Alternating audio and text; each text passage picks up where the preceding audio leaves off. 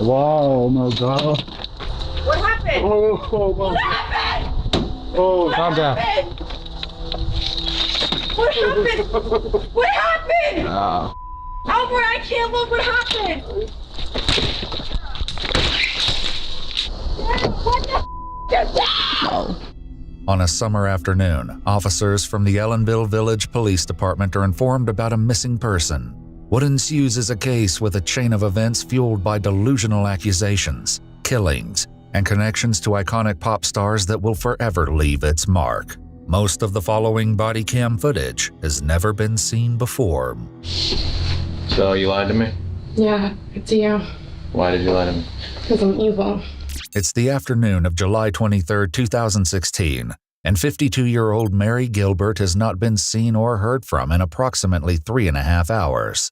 As her daughter Cherie informs authorities, a foreboding sense of dismay begins to descend upon the scene. Hello. Did you call? Yes, I'm the sister of my sister Sarah. Okay. My mother's partner, and we haven't heard from her all day. From your mom? Yes, my sister has a mental illness. Okay. We don't know what's going on.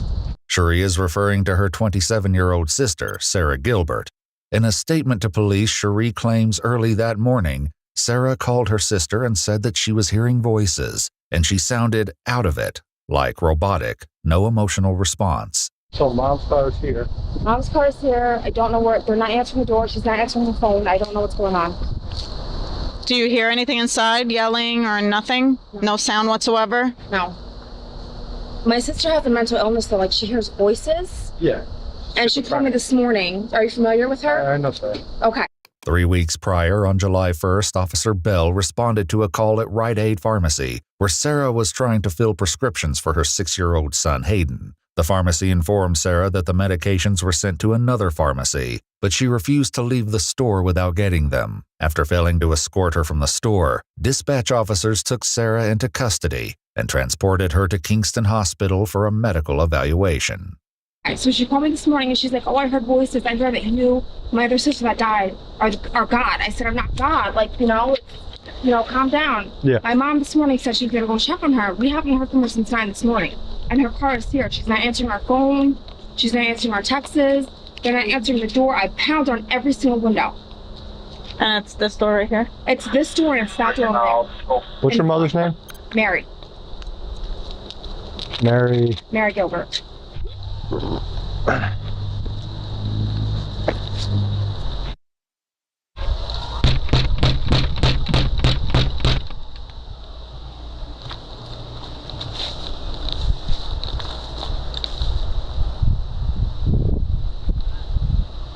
682-743, attempting to make contact. Phone appears to be off at this time.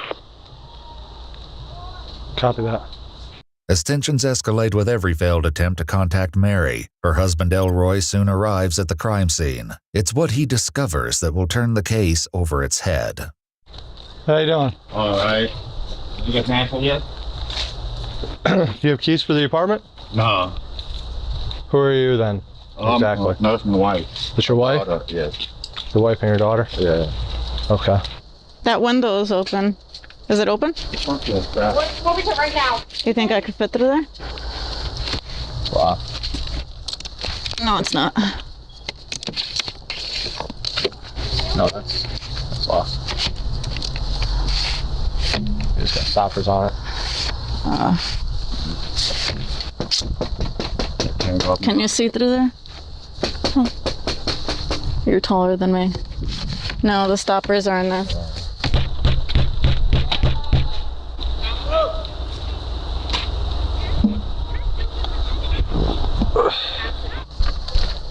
I don't see anything.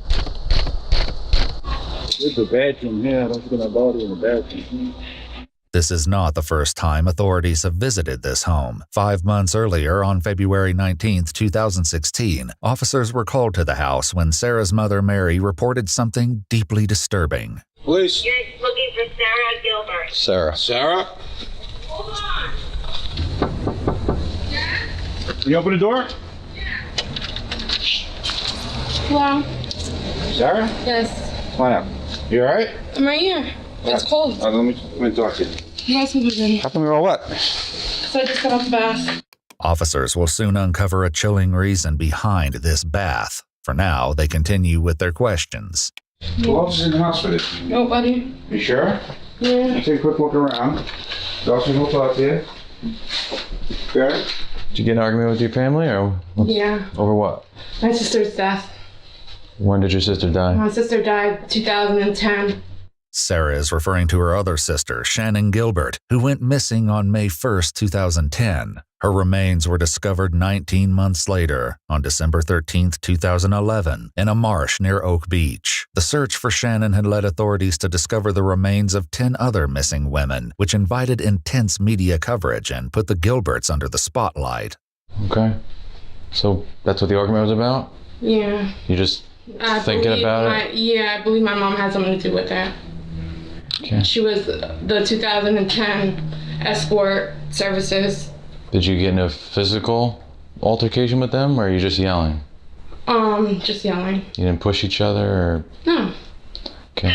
Did you harm any animals? No. The officer's seemingly odd question is the reason they're called to the residence, and he continues to press Sarah for more information. Secure interview. Do you have any animals in the apartment? No. You've never owned one? Yeah. When did you own an animal? A dog. When? Just recently. I don't have it anymore. Where is it? I don't know. It ran away. The dog ran away? Yeah. When? The other day. When's the other day? What was the date? Probably yesterday, I think it was. Or today. Yesterday or today? Yeah. It's pretty recent, so... Yeah. In the other room, Lieutenant Mike searches for this missing dog because Sarah's mother has told authorities about an appalling incident involving a puppy. Lieutenant Mike doesn't see any signs of the puppy, and immediately Sarah asks to speak with him about her concerns. I would just say mad you of it because, like, we went down the other day to the newspaper articles. Mike. Yeah. Can you come here? Can I tell you my story? Yep. We went down to the newspaper articles. I read them, yeah. Yeah.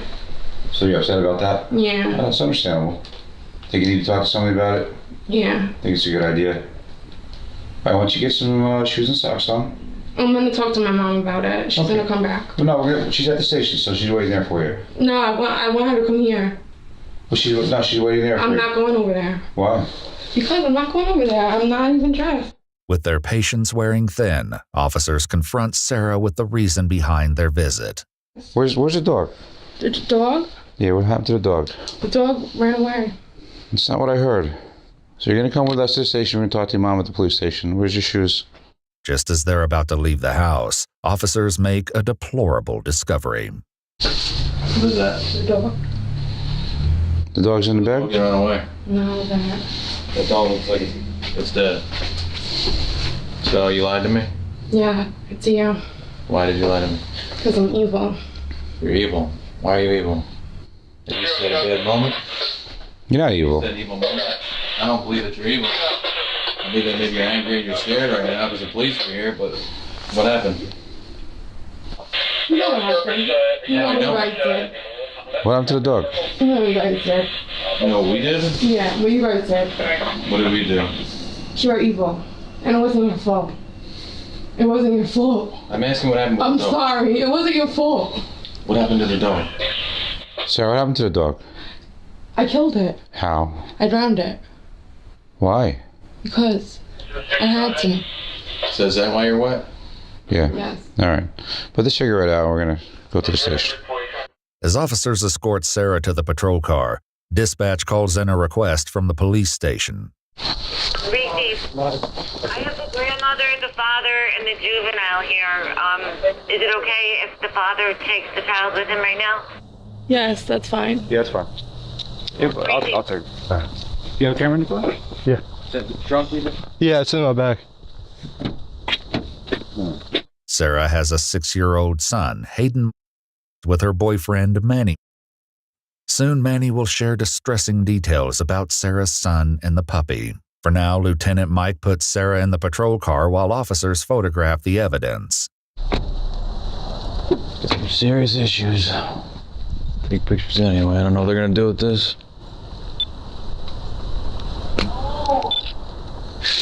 that he's gonna treat it as a homicide or anything, but This is terrible.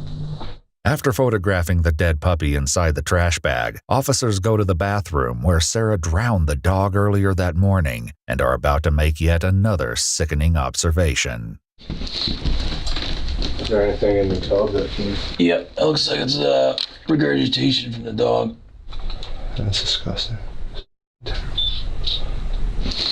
As Lieutenant Mike drives Sarah to the police station, she makes more disconcerting comments that offer some insight into the gruesome attack on the dog. So why'd you kill it?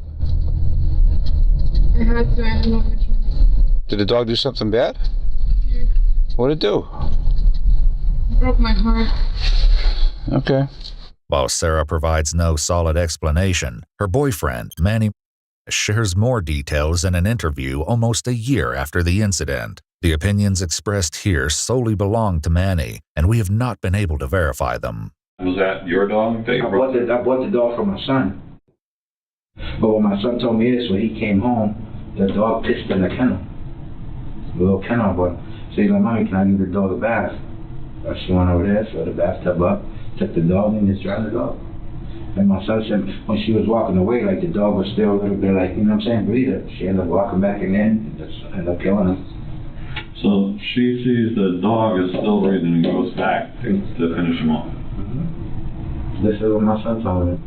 During her arraignment a week later on February 28, 2016, Sarah stated, "He wasn't in the bathroom with me when I did it." While we may never have a definitive answer on what actually happened in the bathroom, it's clear that the animal suffered a torturous end. At the station, Sarah is greeted by her mother, Mary, who reported this case. Come on, come on.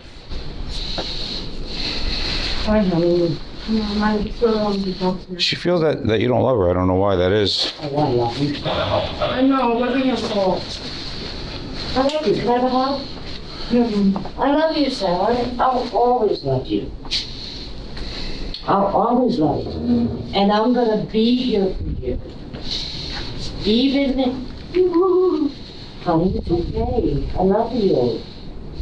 Sometimes Mom's gotta do mean things to show her love and nice things to love.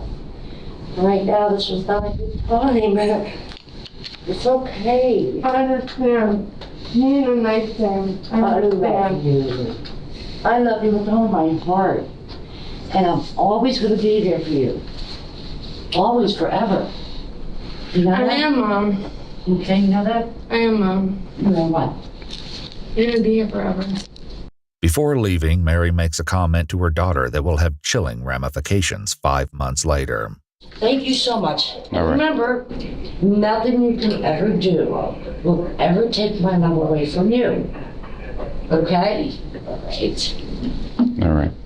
For intentionally drowning her son's dog, Sarah was charged with aggravated cruelty, unlawful possession of a substance, endangering the welfare of a child, and for violating the mental health law. A month later, on March 9, 2016, Sarah was ordered to the Mid-Hudson Forensic Psychiatric Center for a 35-day evaluation. A month after, she was deemed fit to stand trial and remitted to the Ulster County Jail, where she attempted to get her mother to post the $10,000 bond in late April. So that's like a month and a half. Right. Yeah, that I could be out free as a bird, smoking cigarettes, drinking coffee, doing what I want to do. Their conversation quickly turns sour when Mary realizes that Sarah gave her the wrong information about the bond payment. Other bail bondsmen, not all of them need property, Mom. The one in Kingston, yes. There's one in Poughkeepsie. There's other ones, Mom. Oh, really? When do you suppose I'm supposed to find time to do that? Then I gotta go pick up the girl to half a day. I gotta go to Hudson and give due newspaper. I gotta go and do this. So I gotta do that. Mom, you know, I didn't put you in there. Eventually, Mary decides to get her daughter out of jail by posting her bond 2 months after the incident on April 22, 2016. Now, 3 months later, officers are at the Gilbert residence again, this time looking for Mary.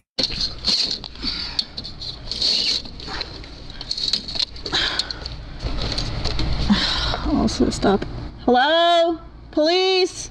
As Officer Gonzalez is doing everything she can to get a glimpse of someone inside, a horrific discovery is made on the other side of the house. See anything? No.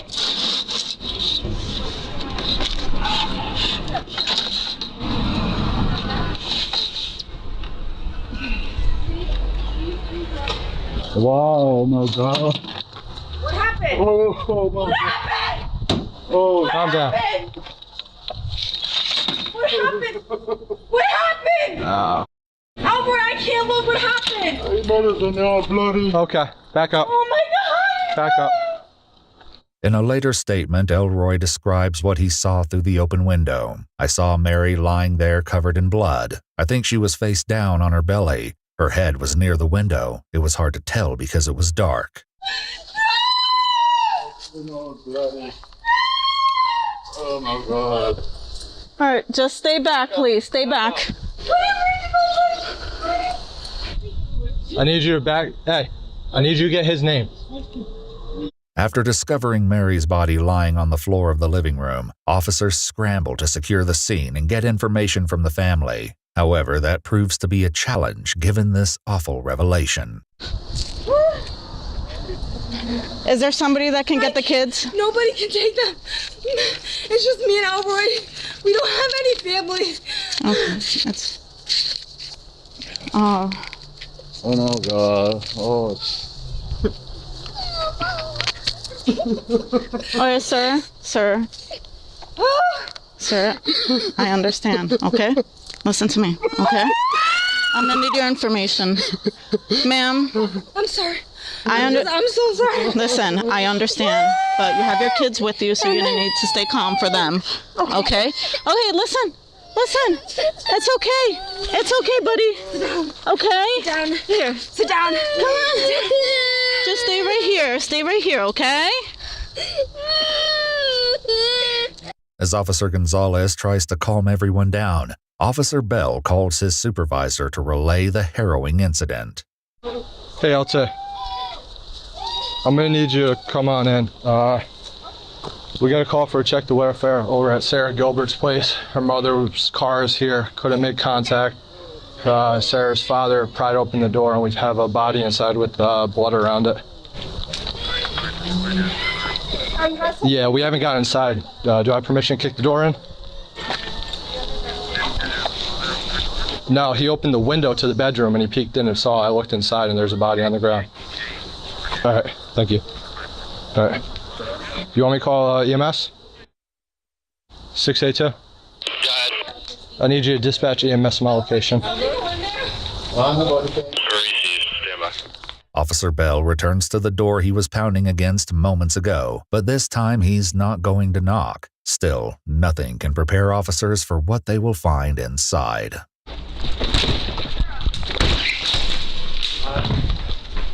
Sarah! Yeah, I'm under arrest. Turn around. What happened? I can go on.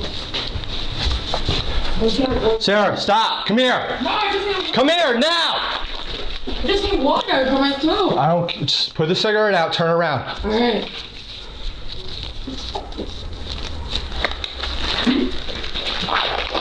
Can you take my family away, please? I don't want them to see me like this. Turn around. Can I put shoes on first? No, turn around. Turn around. Put the cigarette out, turn around. Put the cigarette out. You're under arrest. You're being detained right now. You understand? Yes. While Sarah may have admitted to killing her mother, this is only the beginning of a long series of disconcerting reactions before investigators can uncover the shocking motive behind this spine-chilling act. Hold on. What do you have on you? Nothing. Can you take my family away before you throw me out, please? I want my Have them back up. Okay. Officer Gonzalez rushes outside to guide the family back to a safe distance, but none of them have yet seen what Elroy saw in the front window. Okay, we're bringing her out. I'm gonna have to ask you to step back. I haven't been able to look into the room. You got it. Just go around the corner right now. We're taking a walk. But who are you bringing out? My wife? No. Or Sarah? Yes. Or she's in there? Yes. Wow.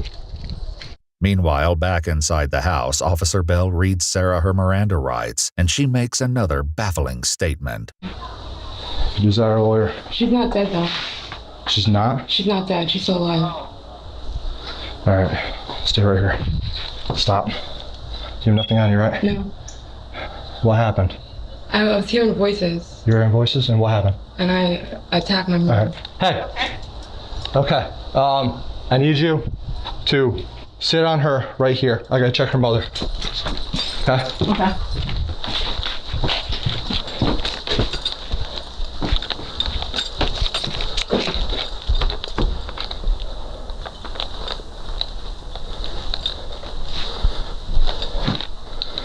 Ma'am.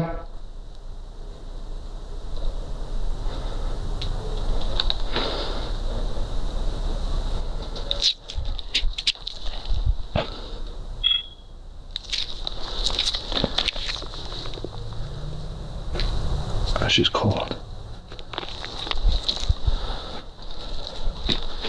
682. We're gonna have one in custody and Miranda Red at this time. Copy that. 1401. She's alive still, right? 682. What's the status on the EMS? It just got dispatched 5 seconds ago. Despite Sarah's claim that her mother is still alive, Officer Bell has his doubts after finding Mary's body cold to the touch. In moments, Lieutenant Mike arrives to survey the situation, but as they stand in the kitchen, Officer Bell is about to confirm everyone's sinking suspicions. Hang on with you. Yeah, this ain't good. 450. 450. You okay? She's dead. She's dead? Yeah. Number responding at Alpha scene. 50 responding at Alpha scene. 1400 numbers. Sheesh. Who is it? It's her mother. Oh my God. She's got stab wounds all throughout her abdomen. All right, I'm sure I get some phone I calls. felt her and she's cold. I mean, there's no way. While officers might be overwhelmed by the sheer brutality of the situation, it's nothing compared to what the medical examiners will reveal in the autopsy later. What's going on, Sarah? I was hearing voices. What were they saying? To kill my mom. She was the devil. She was a bad guy. Did you hurt your mom? No. I mean, I hurt her, yeah, but... You hear that? You don't hear the voices say so? What else are they saying? I don't know. As Officer Gonzalez struggles to make sense of Sarah's perplexing statements, she presses her for more information. You don't hear it? I hear the beeping of the fire. It's a so. What's it so? Yeah. Maybe I'm not hearing closely, but I don't hear what you hear. Does it just continue? No, it comes and goes.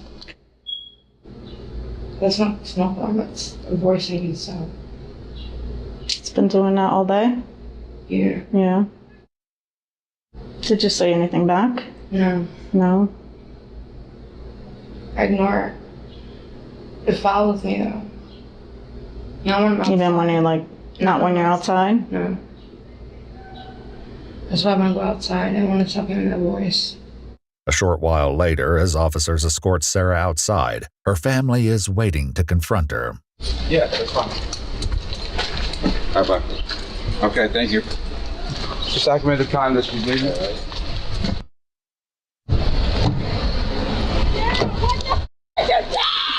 No. Sit there. Go ahead. Get in. Document You good? the time. This is Gilbert and Officer Gonzalez will be en route back to the PD via 43. REC 1424.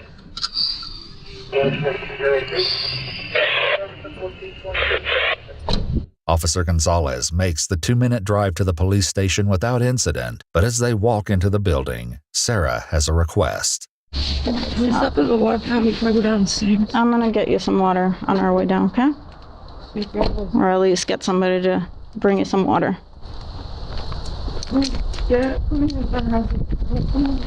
Yeah, somebody's... Should have gone. I did a shot of Haldol. And it makes my mouth so dry. My mouth is so dry right now. It's not even funny. Can't even talk right. Yeah. Get right on. Still unfazed by what she's done to her mother and her family, Sarah continues to obsess over mundane details. Are you gonna take my picture and stuff? I don't know. I want to fix my hair. Alright, you'll have time. We're not gonna think about that right now. Did you take pictures of that? No. I do that. Alright. Can I fix my hair? Hold on. She's my supervisor, so she'll let me know what we can do, okay? I just have to take some pictures of you. Can I fix my hair, please? You can in a second, but right now I not before the picture. Well, I just need to take. Your hair is okay. I mean, what's in your hair? I put water in it, but I want to pull it back a little bit more. No, we can't take the cuffs off you right now until kiss your hands. Officer Gonzalez identifies more scratch and struggle marks on Sarah's body, but investigators will not know the complete series of events until detectives have a chance to speak with Sarah later. As Sarah proceeds to use the restroom, Officer Gonzalez is about to make a blunder. I'm sorry.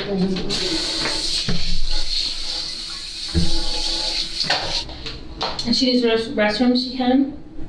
Just not washing her hands or anything like that? Okay. If need be. You need to use the restroom or anything? Yeah, we're gonna get No. A little bit later. Can I get some water out of the sink? Let me just make sure. Having realized that they may have lost critical DNA evidence, Officer Gonzalez quickly informs the sergeant. Sergeant? Yeah. I had her use the bathroom before. Oh, not good. Okay. It was very quick. Yeah, still. I spoke to Crystal. Just make sure she doesn't wash her hands again. Alright. She didn't wash it with soap. It was just like a... Alright. So we I should can open the again. soap again. What's that? I can open the soap. When Officer Gonzalez lets Sarah use the restroom again, she keeps a closer eye on her. This time, her attention to detail pays off when she notices something revolting. Her underwear is covered with blood. I like dressing. My underwears are all dirty because I did, when I was stabbing my mom, I took my pants off. So my underwears are like bloody too. I don't know if I'm gonna use that as evidence or something. I mean, I don't want to think you need that, do you? Well, we'll let my supervisor know, okay? Yeah. Alright, which printer is that? This is the 2020. Well, you might, alright, I think it's at the desk. Alright, this guy is, great, thank you. Take a look. Completely. Super period. No. She was asking. No. Where? Before that. She was on top of her, stabbing her. So, I don't know if it was right. Didn't have clothes on. While officers inside the police station continue to wait for the detectives, Sarah grows impatient. And how that... Paranoid. Why? You were safe with me. No, I don't feel safe here. Something bad's gonna happen to me. What do you feel is going to happen to you? I don't know. Yeah. We won't let anything happen to you. We won't let anything happen to you, okay? You could just shoot me. Thank you. No, I'm not going to do that. Are you gonna put your hands on me? No. You're fine, sitting right there. You guys are gonna jump me. You guys are all gonna come in here and jump me. I already know. You're gonna beat me to death. Finally, as the interrogation begins, Detective Jacobs reads Sarah her rights and cuts straight to the chase. Do you know why you're here? I murdered my mother. Excuse me? I murdered my mother. You murdered your mother. Okay. What exactly did you do to your mother? I killed her. How? I stabbed her. Okay. While Sarah may have admitted to the killing several times by now, it's her twisted motive that's going to leave the detective reeling from shock. Do you remember how many times you stabbed your mother? No. You don't remember? A lot. A lot. What possessed you to get into an altercation with your mother? Were you guys arguing? No, we weren't arguing. You were just talking? I thought it was something that I had to do. Okay. So what did you use? A knife and a fire extinguisher. In an autopsy report later, the medical examiner would state that Sarah stabbed her mother 227 times, bludgeoned her with a fire extinguisher, and sprayed the foam into her mouth. At one point during the assault, Sarah took a cigarette break before resuming her attack. While Sarah might even admit to this, the circumstances that led her to commit this vicious act are yet to be uncovered. Where did you get the knife from? My kitchen. Okay. Do you remember what kind of knife it was? It was like a little skinny, but it was really, really big at the same time. But how long would you say it was? It was probably like this long. It was pretty long. Okay. So was it a steak knife? Or was it a knife you used to like a carving knife? A carving knife, maybe. It was a carving knife? So you got up off the couch and went to the kitchen and then went back into the front room? No, I already had it all prepared. So you knew what you were going to do before your mother got there? Yeah. Okay. Sarah's statement helps Detective Jacobs establish that this was a premeditated crime, but he still needs to find out why. I mean, did you have second thoughts while you were laying in bed about what you did? Like you wish you could take it back? Of course, that's my mother. Okay. That's like my son's grandpa, my son's grandma, you know? And I don't even know where my son is right now. I don't even know if they put him in foster care. Hayden is temporarily staying with Sarah's half-sister. An officer is immediately sent out to check on the child. We're just coming over to make sure he was okay and everything. Oh, What's your name? Hayden. Hayden? Hayden Gilbert? No, Hayden. Alright. Hi. Alright. And I'm so sorry for your loss, okay? Take care, little buddy. Stay strong, alright?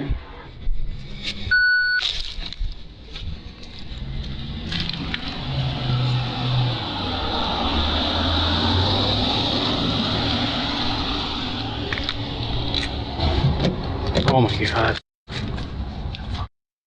After a check that seems to have rattled the visiting officer, authorities get confirmation on Hayden's well-being. Back in the interrogation room, detectives start piecing the chain of events together, but Sarah's bizarre assertions make the task almost impossible. So before your mother got to your house, you figured that you put the knife, you put the fire extinguisher in the front room, and you figured that by killing her it would stop all the noises and all the chaos that's going on in your life. Yeah, I thought she was causing it. Okay. But Okay. I don't think that anymore. Okay.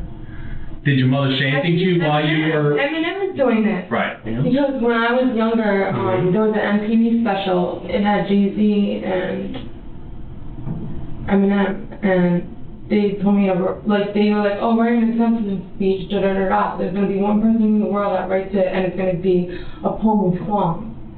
Then that was me. And my sister Shannon went to the city to, whatchamacallit, like a producer. Right. And we would talk back and forth, like on the phone, and we would sing songs together that became celebrity songs. Okay.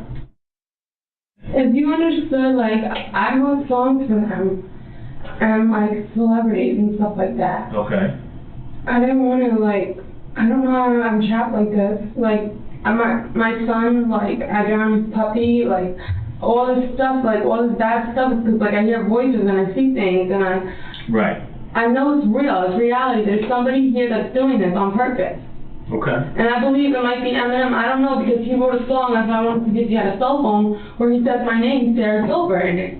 Later, Sarah will explain that the song she's talking about is That's All She Wrote, released in 2010 and performed by T.I. and Eminem. While Eminem mentions someone named Sarah in the lyrics, it's clearly not her that he's referring to. Despite this, Sarah desperately tries to get the detectives to understand her point of view.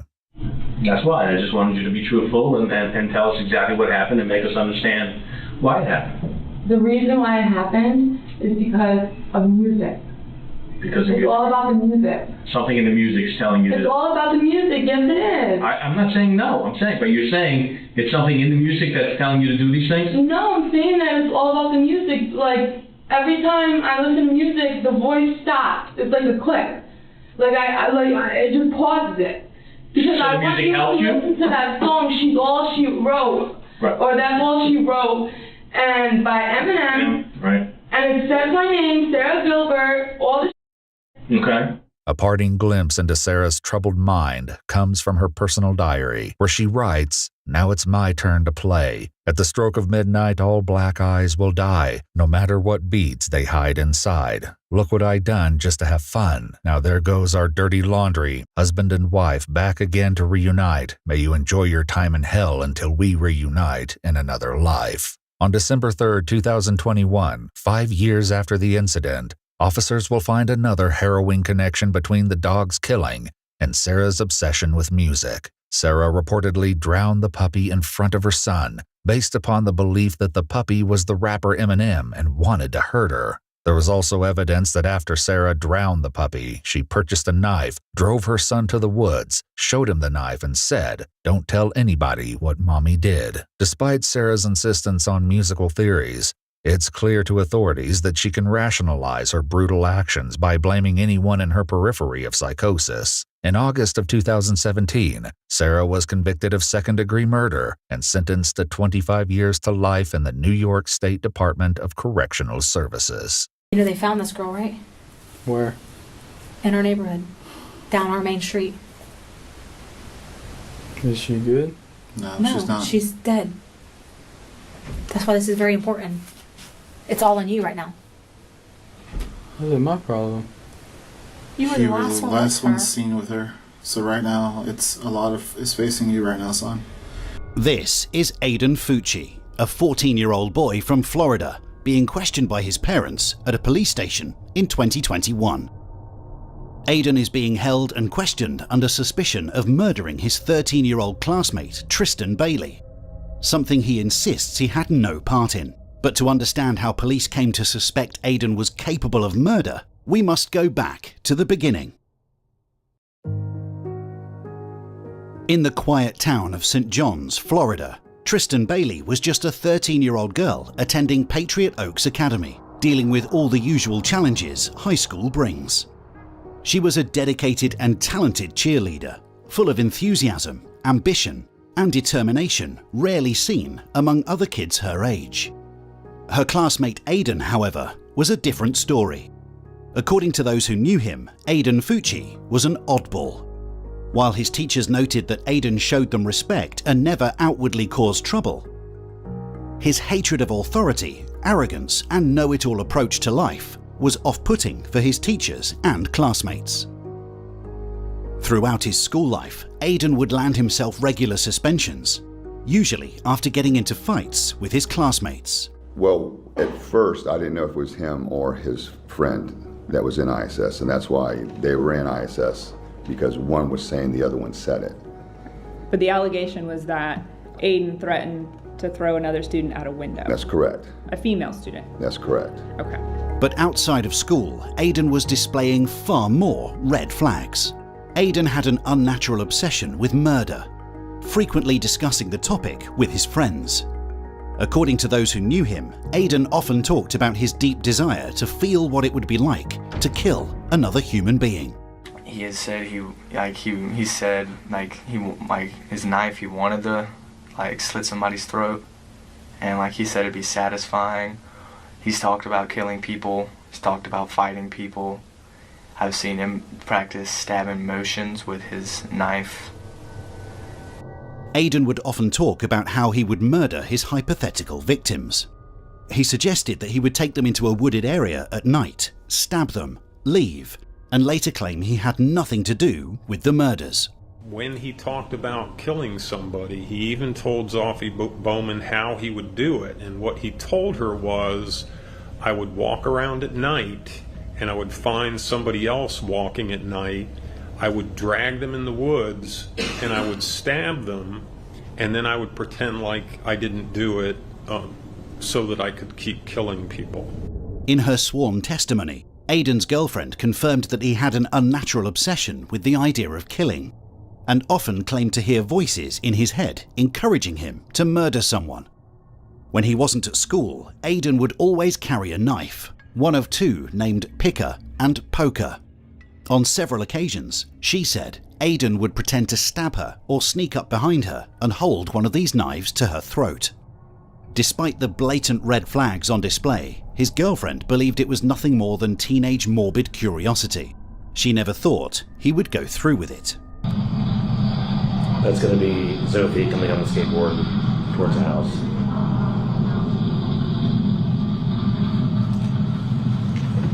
On May 8th, 2021, the day before Mother's Day, Aidan spent the day with his girlfriend and their friend Trey. The three spent the day skateboarding around the neighbourhood, as they often did. Across town, Tristan was enjoying dinner with her family. When she returned home around midnight, Tristan's older sister saw her on a video chat with a boy in a baseball cap, who convinced her to come and hang out at Trey's house.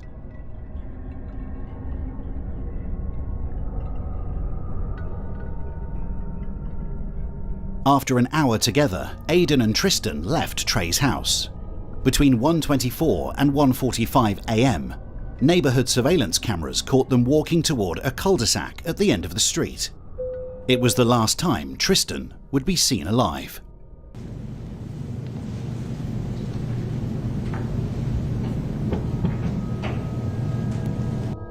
Aidan took Tristan to a wooded area and stabbed her 114 times, killing her before she could fight for her life.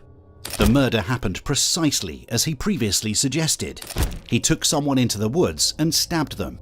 In his mind, he had committed the perfect crime. Only he didn't.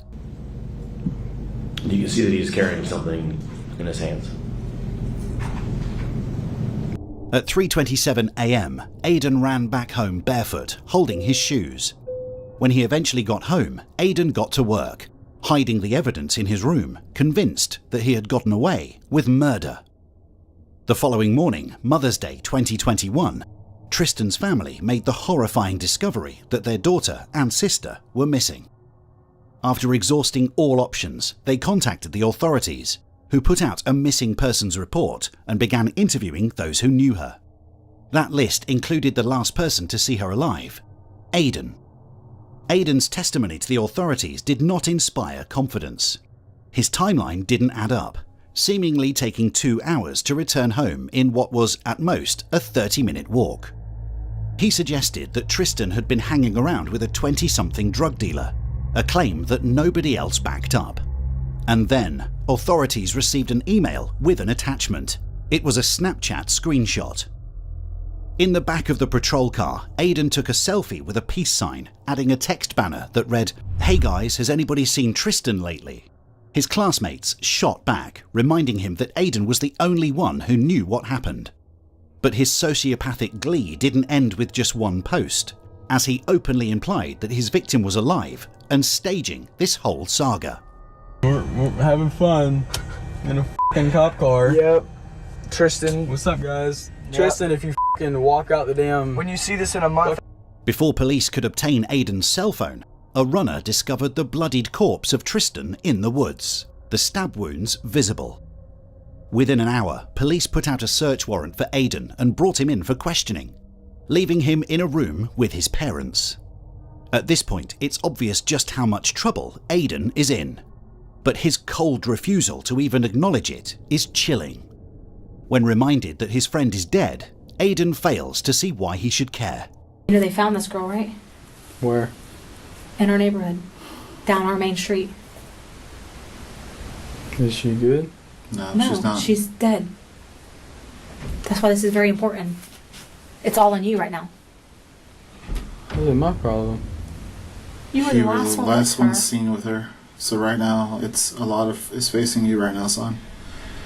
At one point during the encounter, Aidan's parents press him to acknowledge just how serious the situation is. But he can't seem to see it. When they ask if he's scared, Aidan claims he isn't, despite his fidgety hand movements. Are you not scared? Not really. Not really? I'm a little scared, but... If he didn't do nothing, I'd be worried about him. No, that sounds awesome. He didn't do nothing, right? Aidan's parents continue pressing him for his side of the story, but he remains totally unmoved, offering up vague answers through a disinterested mumble and frequently avoiding eye contact. Aidan admits that he kissed Tristan and did more with her, confirming his DNA is on her.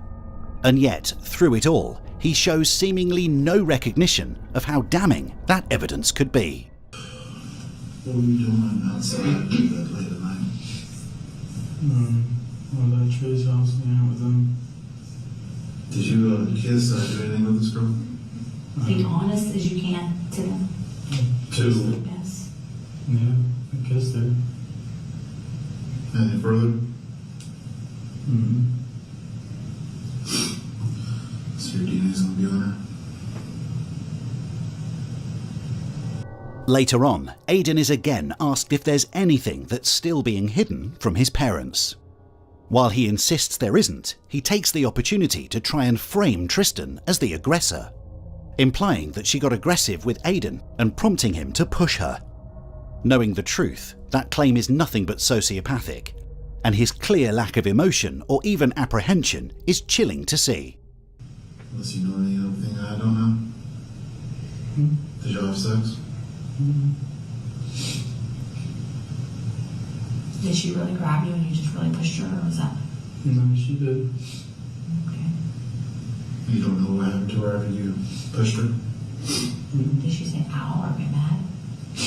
And she said Aidan. She was like, Aidan? I think I pushed her, but I told her to act on. And she walked off. Do you know what direction she walked in? Probably the other way, because she wasn't next to me anymore. When his parents finally pressed him for his side of the story, Aidan gave them a slight variant of what he told the police, claiming that Tristan had no intentions of going home that night. According to him, she was looking for someone to go home with, and decided to get a ride with her dealer. But his body language is far from convincing, again offering the information through a bored, disinterested mumble. Did you tell me anything different about a car that we don't know about? No. Do you know if this girl got picked up? I told him about her dealer. You think she got picked up by him? Probably. She said she wouldn't come home. She said she's gonna find somebody to stay Like at she her left her house. there walking? Like you think she got picked up after that? She just kept walking? Probably. Yeah, I don't know. Do you know if she turned the other direction or she was just still walking behind you? She pushed her down and you walked with Alicia and talking. I just asked what he told the cops. I Understand. just asked what he told them. When Aidan's parents encouraged their son to say nothing until his attorney arrived, police raided their home. When they entered Aidan's room, they discovered a treasure trove of smoking gun evidence. They found an empty knife sheath in his drawer, allegedly poker. Stuffed next to his dresser, they found a pair of wet Nike shoes with blood on them, matching the outfit Aidan wore in the surveillance footage. And stuffed under the dresser, authorities found a blooded t-shirt and a pair of wet blue denim jeans, which matched the outfit Aidan wore that day.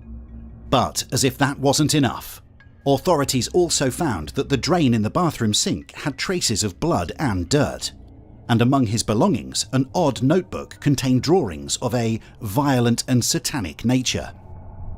There was no question. Authorities quickly arrested Aidan on a charge of second-degree murder, upping it to first degree after the extent of Tristan's wounds became clear. Then, out of the blue, Aidan's mother, Crystal, was arrested on a warrant. Smith is seen cleaning her son's bloody jeans. When officers went into the home, they found a pair of wet jeans in Fucci's bedroom. And as we reported earlier this summer, the jeans and a drain in a bathroom tested positive for blood. Thanks to a surveillance video within the home, Crystal had been caught on tape washing Aidan's bloodied blue jeans in the sink. Authorities quickly charged her with tampering with crucial case evidence and advising her son to lie about what he wore the night of the murder. She has pleaded not guilty to both of these allegations. In September 2021, Aidan was brought into a room at the Duval County Jail to follow the process of his pre-trial hearing. But everyone viewed his behavior as erratic, if not highly concerning. Why am I here? I just want to talk to my mom and dad. What's going on? What's going on? What's going on? From the moment he enters the room, Aidan seems dazed and confused. But it all gets a little more unusual when he begins mumbling about demons taking his soul. going on? I don't want to let you demons. I don't want to let you demons take my soul. You demons want to take my soul away. I don't let you demons steal my soul. I don't know what's going on. Since investigators found a notebook full of satanic drawings, it's not impossible that Aidan truly believed demons were attacking him. But this is likely Aidan's last-ditched effort to secure a way out of prison. The insanity plea has long been a go-to solution for killers and psychopaths. And faking a demonic possession works, except when it doesn't. Aidan would eventually go to trial for his crimes, and the judge declaring that his alleged demonic possession would not be considered. Unsurprisingly, that seemed to help Aidan overcome the demonic attacks he was allegedly suffering beforehand. The old, emotionless personality his classmates warned of returned, with Aidan barely reacting to the gruesome details of his crimes.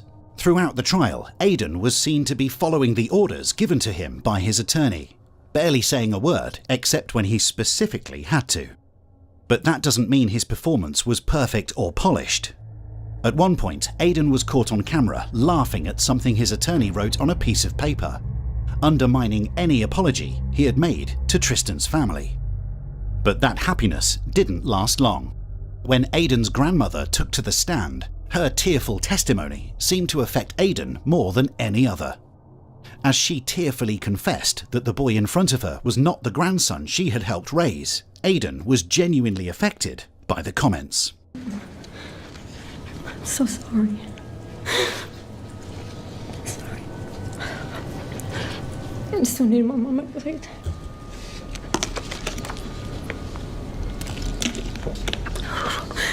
Wow, this is so hard.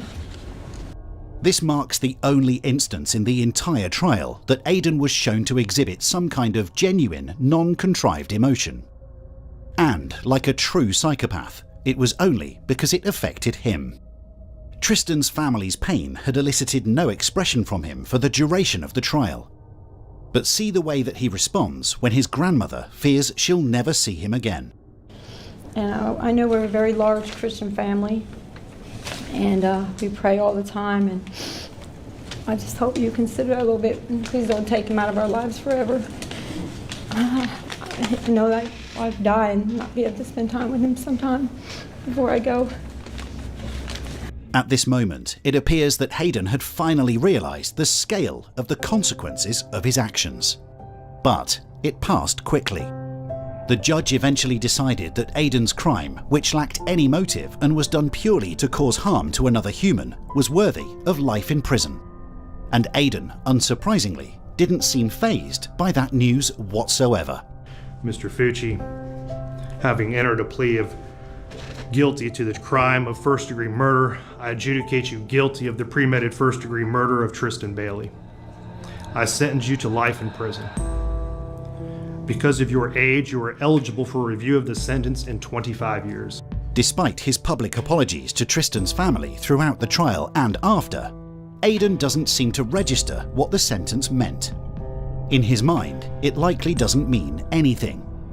He always said he wanted to feel what it would be like to kill, and he achieved that.